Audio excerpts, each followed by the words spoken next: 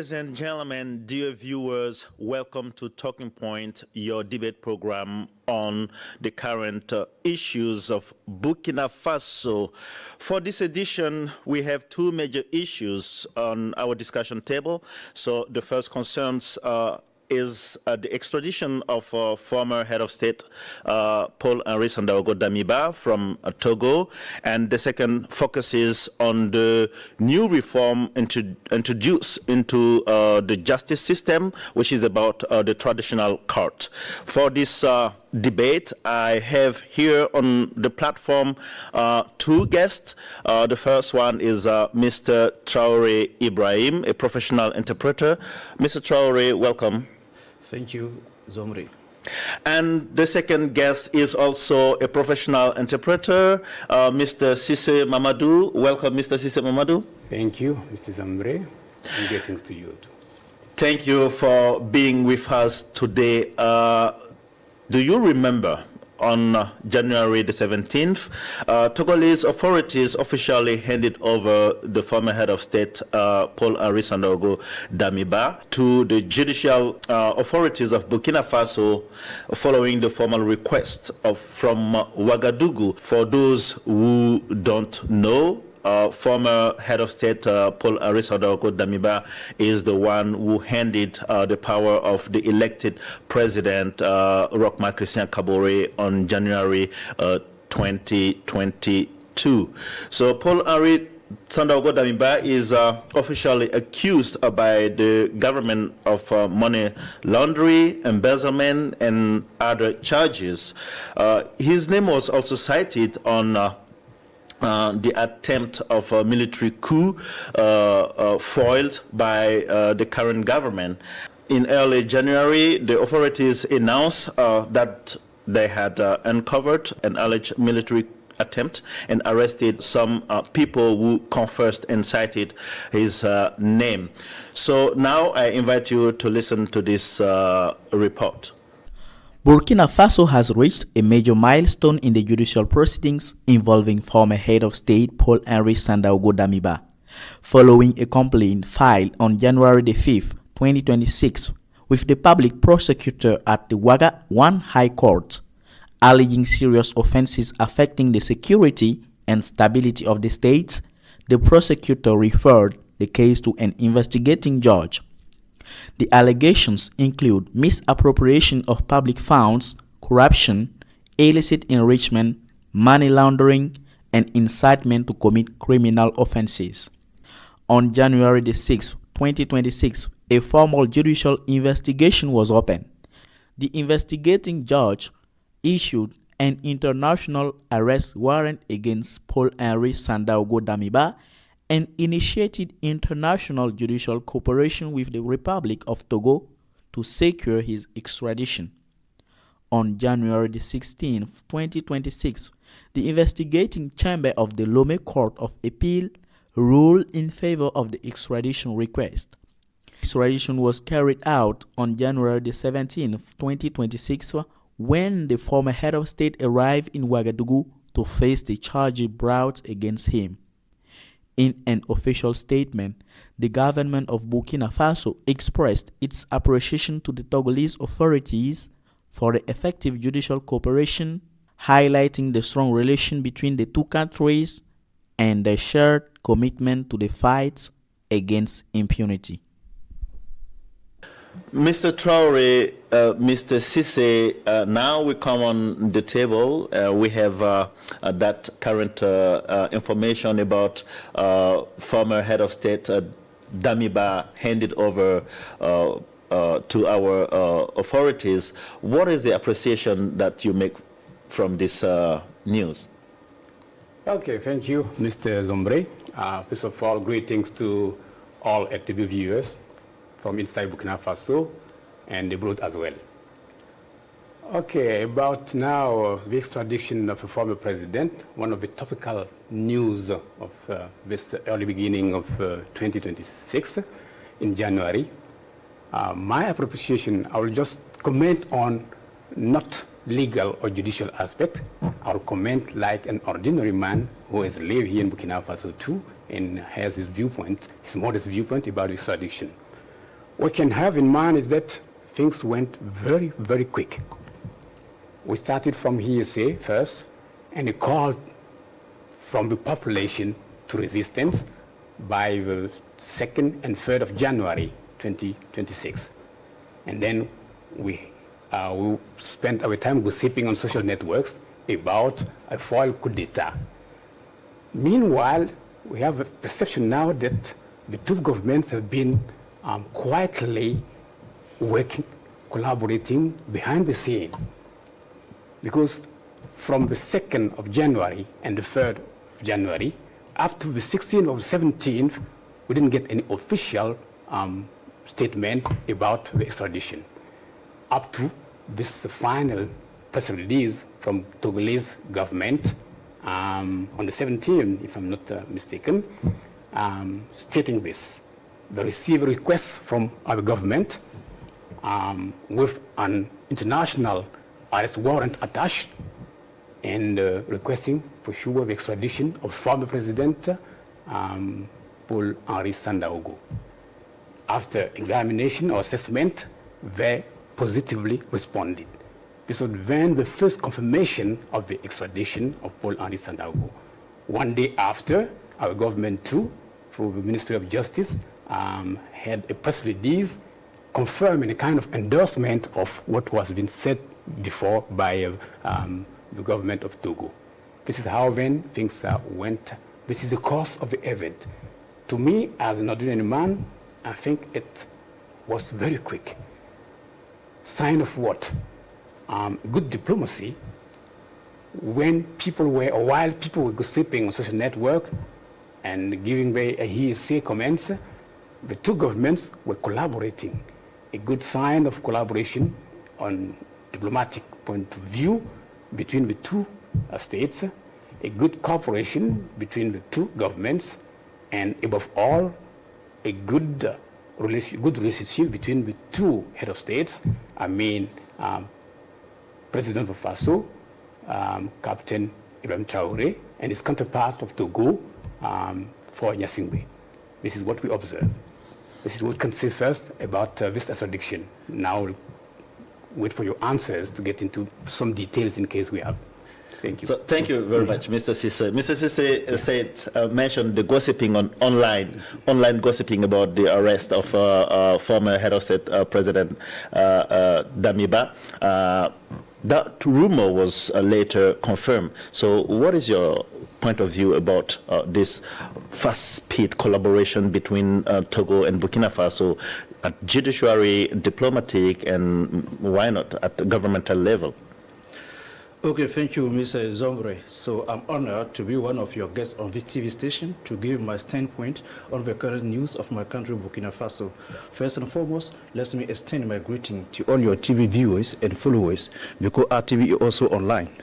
So as regards your questions about the extradition for Damiba to Burkina Faso, well, it was very quick, as Mr. Sister I just mentioned, but this is normal in the sense that between Burkina Faso and Togo, there is what we call mutual legal assistance. And the mutual legal assistance, international conventions or corporations, different countries or nations enter, and they can refer to such law to request the extradition of one of the citizens once this is needed. So, former President Damiba was living in Togo, precisely in Lomé, for 2 years or 4 years, 3 years now.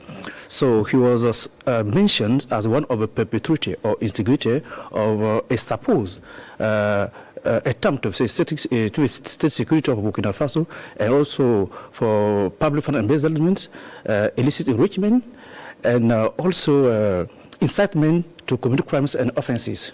Well, so when you are in such a situations, generally the matter is both political and judicial, and also a diplomatic aspect. So let us consider the political aspect. So what made it easier to extradite Damiba to Burkina Faso is first the commonness of a view of the two countries, because Togo is closer in terms of political views to IAS, I think, than all the other countries surrounding Burkina Faso. Okay? So when you have the same common view, it is easier for you to enforce the legal assistance you enter into. Okay. Secondly, in terms of diplomacy, I can say that we have made a breakthrough, a diplomatic breakthrough. Yeah, Burkina Faso diplomacy is very powerful currently, and you can not have a sovereign country without having a powerful diplomacy. This is a reality. And secondly, what you should not forget about is that it is really actually the judicial power of Burkina Faso which requested the extradition of Damiba. It is not our political authority, it is different. Okay? The justice of Burkina Faso sent a request to the Togo justice, which examines the matter, the case closely. And this was before the chamber of indictment of Lomé, and then the court of appeal of Lomé decided, through a ruling decision by the investigative judge, that Damiba can be extradited to Burkina Faso. So it is both political, legal, and diplomatic, and this is good, I think. So you just mentioned for this, the chambers, there is the accusation, the indictment, and sometimes there are legal, counselors that are, authorized to assist. So what about that Damiba case that went really quick, like in the thunderlight, and the guy is here today in Burkina Faso? So how do you appreciate that? Do you really think that this was a kind of diplomatic breakthrough? I think both the judicial power and also the diplomatic power. Actually, when you talk about justice, justice has been determined, designed by the politics. Yeah. You said that we talk about the traditional court. This is because the executive power want to implement this kind of justice. So the justice system is first implemented by the politics, and now the judicial actors independently make decisions. This is how it is. So it is a combination of both. François Compaoré is in France. Yes. We do all our best to extradite him to Burkina Faso. Why is he not coming? Because we don't have the common political views. With France, we don't share the same political views. And also, we are not in good terms. So this is what I say, political aspect is very important in judicial matters, even if the executive should not interfere in legal matters.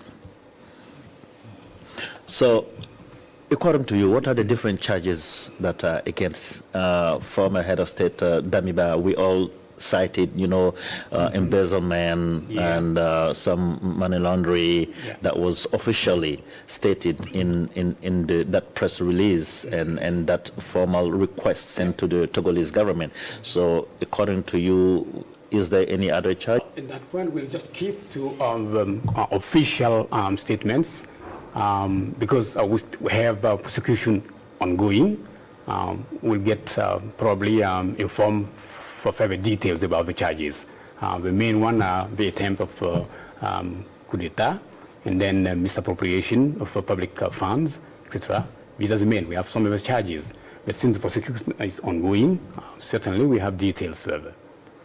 So do you think that our justice is equipped to judge former head of state regarding his status? Well, this is not the first case in Burkina Faso. We have the example of General Djengere, who has been judged here in Burkina Faso, and through a trial organized by Burkina Faso, is now still in jail. This is not very safe the first time. Why not a second case with President Damiba too? So, Mr. Traore, do you really think that our justice is equipped currently to face this, new case? Well, so let me first specify something. Everything we'll be putting forward here are just allegations or suppositions, because for the time being, former President Damiba is not guilty. Only a competent court of justice will determine whether Damiba is guilty or not, because he still benefits from the presumption of innocence. Okay, this is really clear for everybody. Yeah, thank you very much for making that clear. Yeah. So now, I think our justice is thorough enough to judge such cases. This is not the first time. Okay, I just talked about Thomas Sankara case. Over 27 years, this case of paramount importance has been judged in Burkina Faso. has been judged in Burkina Faso. This is very important because of, and before that, during the revolution, former president Lieutenant General Samuel Lamizanan was judged by the TPR in Burkina Faso. So the issue of Burkina Faso are always proving that our justice has always been well equipped, strong, well tooled, with the relevant human resources, but also the physical equipment. So no matter for that, don't worry. Yeah. So thank you for your different point of view. So what is your last take on this case related to the extradition of Paul-Henri Sandaogo Damiba, former head of state of Burkina Faso? So what is particularly interesting for me is that this will be a lesson for Africa in general. So when you are in exile or when you are granted an asylum, you should respect some rules, some norms. You should not stay in foreign country and try to destabilize your country. What we generally witness in the past is just most of the time when a former president is ousted or is overthrown, well, generally when we request his extradition, the host country can be shy, he doesn't want, and this will bring about impunity. This will bring about impunity. This is not good. So this action of Togo is a sign for all the African leaders to tell them that once you are in power, rule the country by respecting human rights, by respecting everything. And when you are out of power, when you are overthrown, please be wise. That's all. So what about you, Mr. Cisse? Well, for sure, a good example, as Mr. Traore mentioned it, a sign that we need all human beings not perfect. We need to abide by laws when we are in the rule of law. So the case of Damiba gives a lesson, it's not only his case, to all the politicians and all those who are trying to conquer the power. And once you are there, you have to know how to abide by the rule of law. And if you are overthrown, you have to be calm. And it's a sign of good collaboration between neighboring countries, our state with neighboring countries, for Africa too. It's something good to give a lesson to everybody, all of us. Yeah. So you say we should abide by the rule of law. Thank you very much. This is really, really important. Now we will talk about that traditional court, you know, the traditional justice. So traditional justice in Burkina Faso was officially institutionalized on January 2026 under the name Faso Bukaure, which typically means friendly settlement in Maori, you know, local language of Burkina Faso. So this reform formalizes the role of traditional leaders resolving local disputes and easing the burden of the conventional courts, which will, you know, ease the burden, like try to cut off or to diminish the number of cases that this modern court will be, you know, treating, will be settling through that traditional justice. The traditional court will try to, you know, ease the load of the modern court in bringing justice closer to the communities in villages and urban neighborhoods. Sometimes people in remote places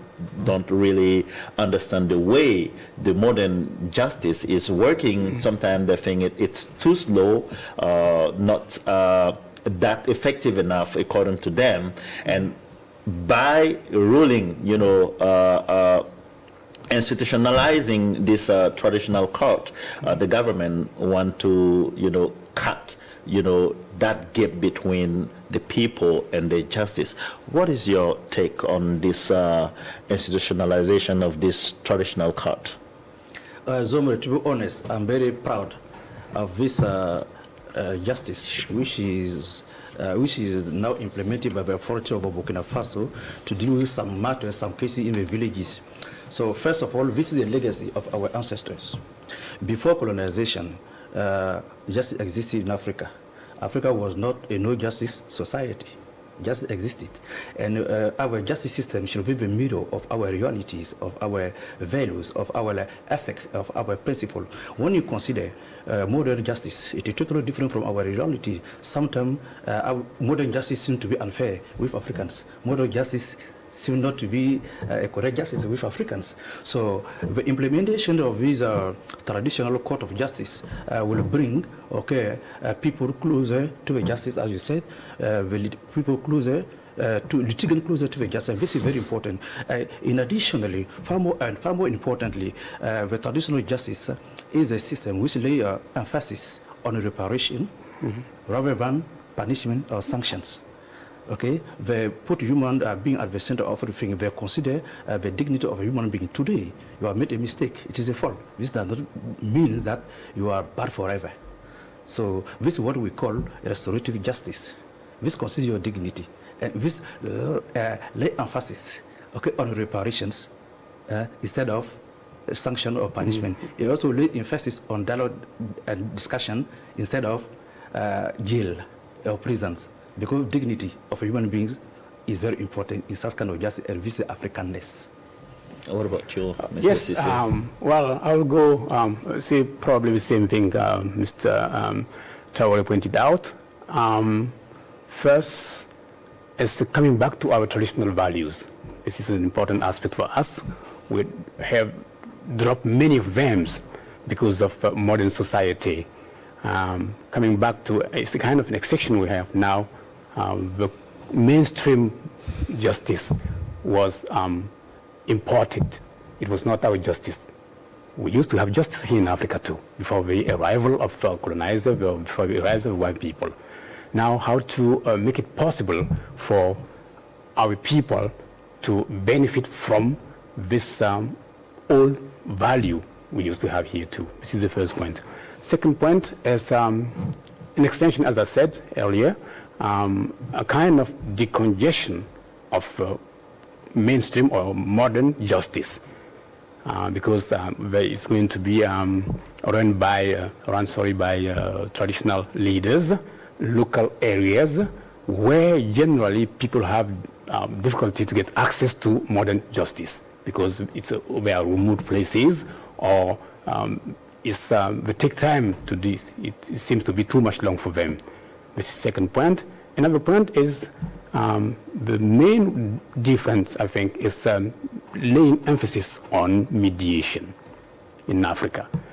Modern justice seems too much to be a focus on sanction, as you said, punishment. But what comes after, once you are sentenced, sanctioned, punished, sent to jail? We talk of transformation in jail, but most of the time it's not the case. While with traditional justice, we have the chance to redress, to create a new environment for victims, both victims and perpetrators, looking for social cohesion, in fact. This allows us to avoid the cases of vindication, because if you send me to jail and I get back, I am free, do you think we're still going to be friends? You'll be an enemy forever in Africa. This is how we consider things.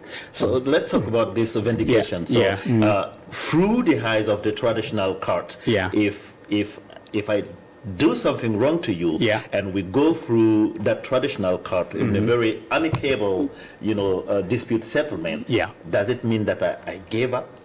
No, you did not give up.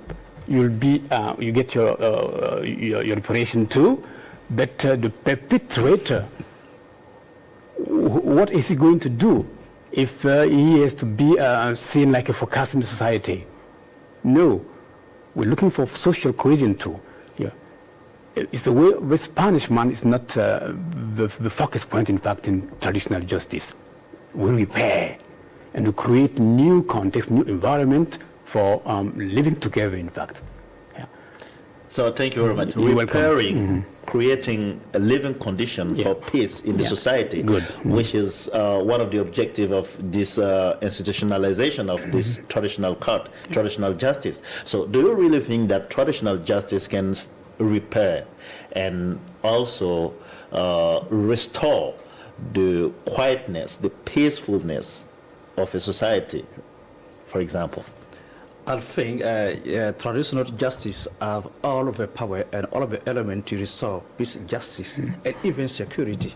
Because in an environment where there is justice, security generally follows. okay, provided that the people selected to be the judges, to be the actors of this traditional court system be wise, okay, and tool enough to do the work. That's all. So this is not modern justice, this is traditional justice. This means the actors should be traditional actors. And I know that traditional actors are very serious because they know the dangers of traditions. So that is the reason why I trust this kind of justice, because corruption will be difficult. Do you really think that corruption can be difficult when we know that those that will be on that court will be the chiefs, of the villages, people that are respected, that have like a high social rank, but they are still people? And do we have any frame that can hinder corruption to happen in that system? I think all of these are provided for by our political authorities. I'm sure, because when you talk about traditional justice, it is not an ex nihilo fact. Okay, there are old people, there are elders who knows how to proceed. The procedure and the proceedings will be totally different. So, when traditional mechanisms are activated, there should not be a worry. It will be all right for everybody, because ancestors, regulations, norms, and rules are very different and are very serious. So I think this will be good for everybody, because in Burkina Faso we have many elders, many wise people who even used to apply this kind of justice behind the scene, and people do not know. This should not be the beginning. It exists. It is just been formalized, institutionalized. That's all. Yeah. So, Mr. Sisse, ancestors, norms, rulings. Yeah. Today, we consider ourselves as, very modern, and most of people, what they know since 1960s, independence. It is the mainstream justice. Yeah. Now we're making a step back into the past to this indigenous justice. Do you really think that would be an easy thing? Yes, why not? It's not entirely going back to the past. There are still ways of collaborations and bridges between modern justice and traditional one. If I'm not mistaken, I think that even with decisions that did not sentence, for example, and when they take major decisions, they are submitted to prosecutor later. It simply means that we're just trying to combine things, to merge again. No problem then. So it's no not getting problem, back. it's just bridging, yeah. the indigenous way of settling disputes with the modern one. Yes, complementary. So is it complementary? Yeah. Don't you see any kind of conflict No, between the two systems? because as Mr. Torres said it again, people have worked on that before reaching that point. They have checked out where they can get challenges, and I think it's not a closed process. It's open one. If it has to be improved, we'll do it. Okay. It's just a trial, and we always have to try. So thank you very much. You said it, we always have to try. Yeah. So according to you, what are the different cases that can be settled in this indigenous system? First, let me specify that traditional justice and modern justice are not contradictory, are not opposed, are complementary.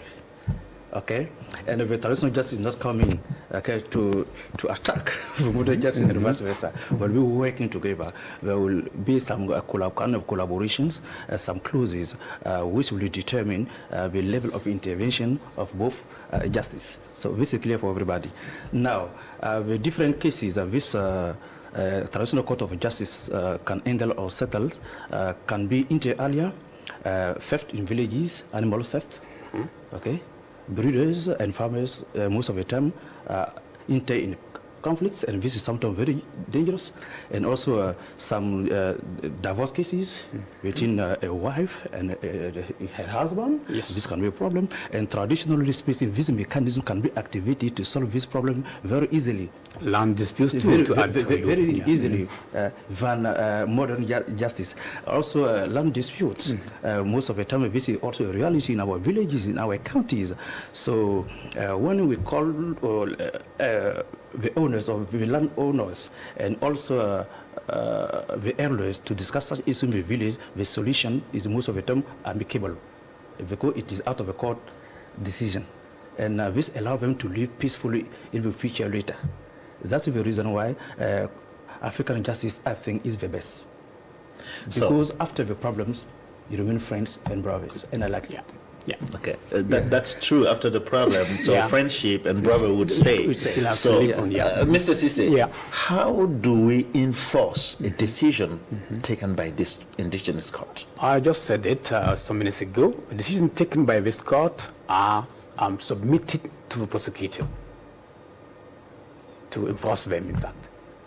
Traditional leaders take the decision. If I'm not mistaken, the details in, they always have to submit the decision to legalize it, in fact, some kind. Yeah. Okay, for example, you prosecute me in front of this indigenous court, and I'm sentenced, we can say, to repair, not a kind of jail sentence, because the jail sentence is forbidden, and also they cannot beat you. This is also forbidden. Those kind of physical, ill treatment and jail sentences are not allowed in this indigenous court. But if you sentence me to pay or to repair by bringing, for example, cows, and I do refuse to bring those cows. So who's the one who's going to come after me? Well, for sure. This is where you talk about the bridge between traditional and modern justice. And since we have to be to submit to prosecutors, now modern justice can intervene. Simply, if the traditional leaders, we don't have the tools or the capacity of enforcing, for sure, we have now modern justice with the state, which is here to do that, I think. So who is going to force someone to obey or to follow the rules that have been taken into this indigenous court? Of course, traditional court of justice actors.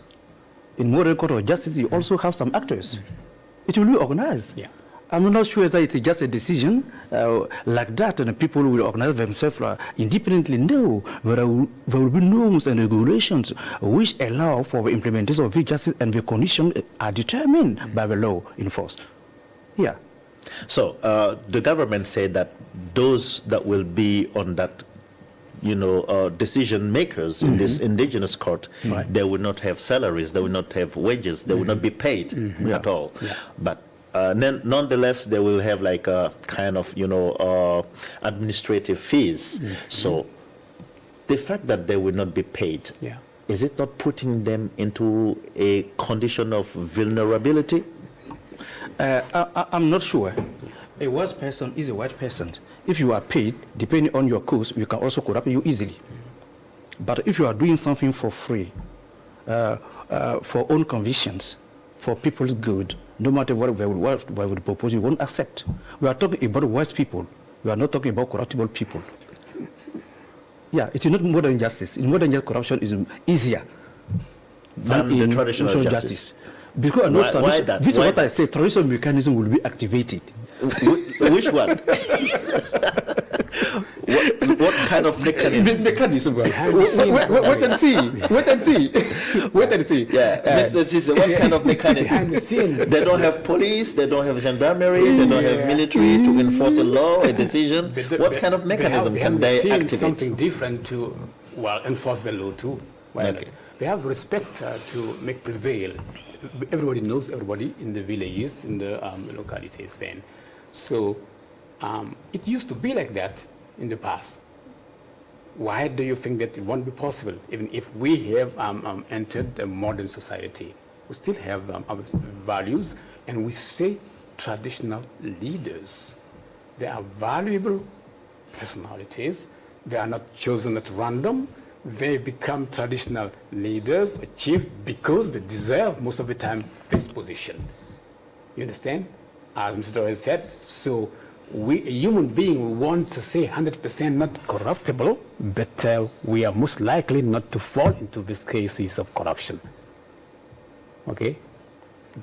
So, thank you very much. So, welcome. in overall, how do you appreciate this decision? Can we say that this is one of the major decision of this the government in terms of reforming the judiciary system? Yeah.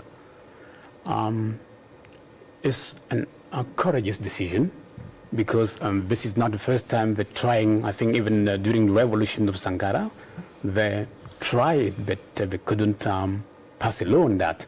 Now that it's been successful and been able to pass a law, this is something very, very interesting for the future. And we have now, for all ordinary people, to understand that this is for our good. This is something positive for us.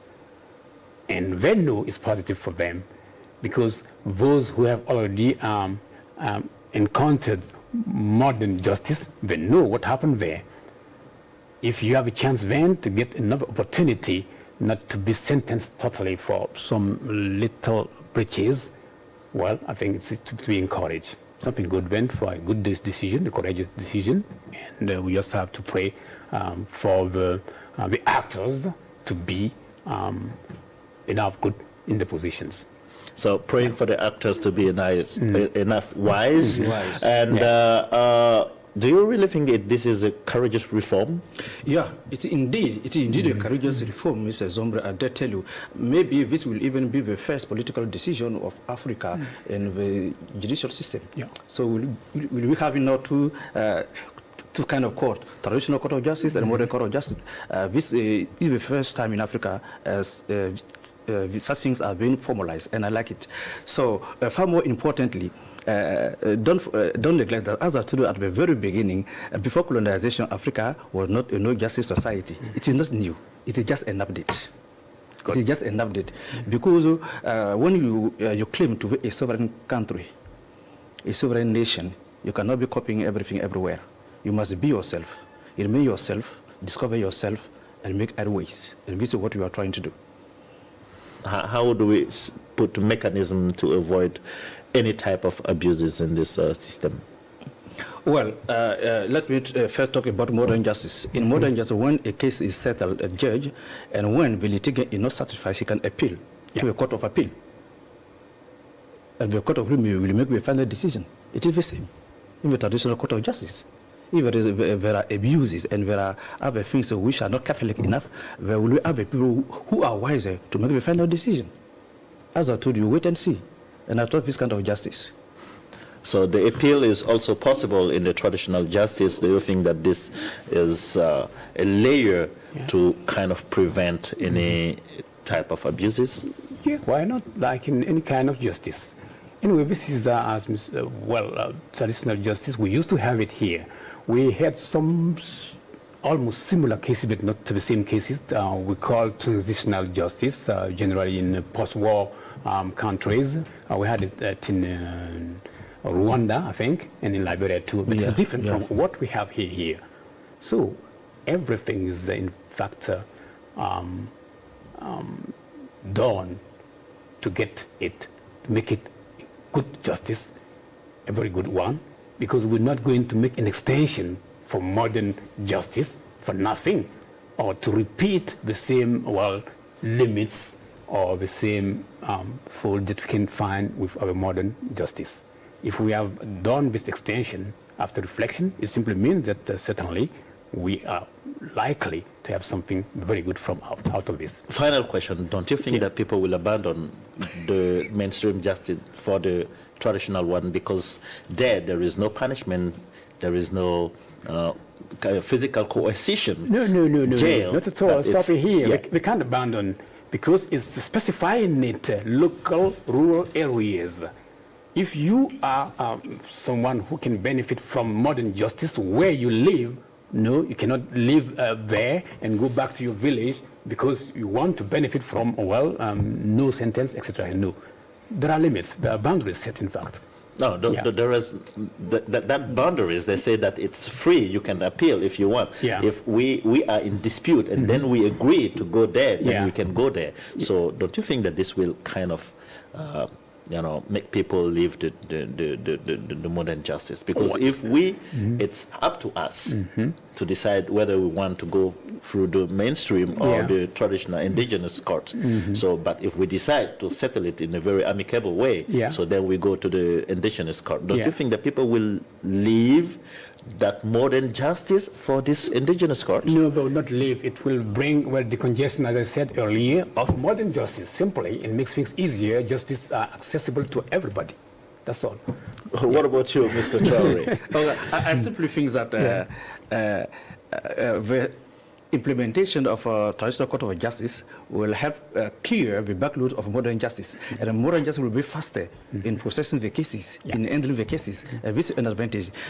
Additionally, if I can see your worry, if modern justice does not want to be abandoned, it is up to stakeholders, to the judge, to be fair, to be honest. That's all. To adapt themselves and to the be situation. That's all.